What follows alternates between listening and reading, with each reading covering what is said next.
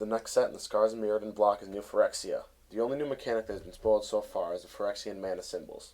These can be paid with either the normal color or with 2 life, making it possible to pay some life and have your 4 drop out on turn 3. Well, he's back. Karn, the Big Daddy, father of machines, and he is kicking ass.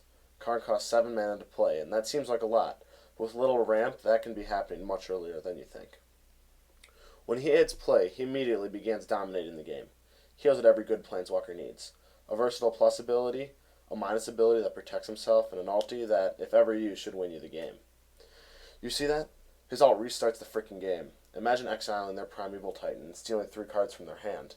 You'll be starting the game with a 6/6 trampling ramp machine as well as whatever they had left in their hand.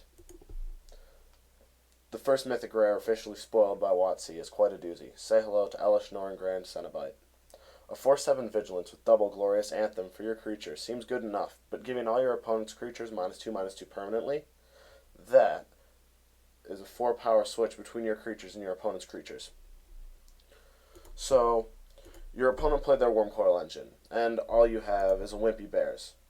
Drop Elish Norn, and suddenly your bear is trading with a Wormcoil Engine. Sure, they still get the tokens, but a 1/1 Death Toucher and a 1/1 Lifelinker seems a lot less threatening than a 6/6 Death Touch Lifelinker. The next card has a Ghostly Prison or Propaganda effect. The thing is, with this one, if your opponent isn't playing white, they have to pay the 2 life.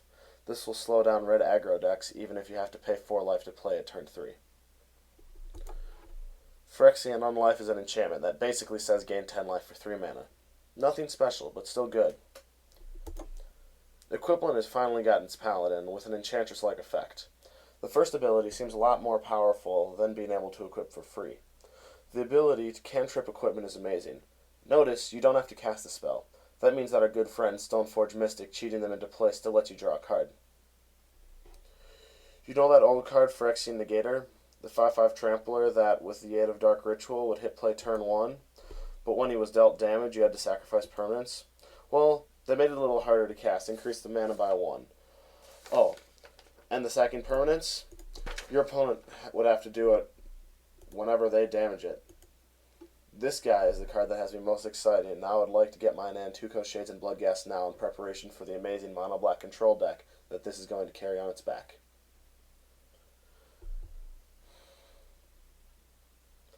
I envision the deck is going to go something like this. But first you have to see the sick buy box promo, Surgical Extraction. Yeah, that's right, you can cast it for free. Well, basically free, because paying 2 life to do that is just bonkers. This is going to be worth loads, and you should pick them up at the pre-release before anyone realizes how good they are.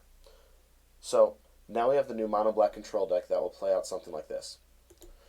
Turn 1, play a land, Inquisition of Kozilek taking their Squadron Hawk, and pay 2 life to remove all the Squadron Hawks from their deck.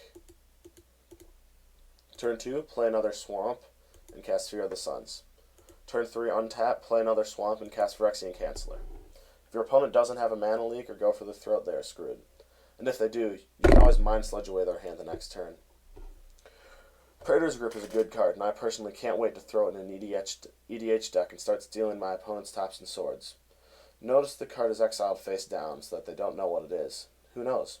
An extra bolt or mana leak could be just the trick you need to win the game.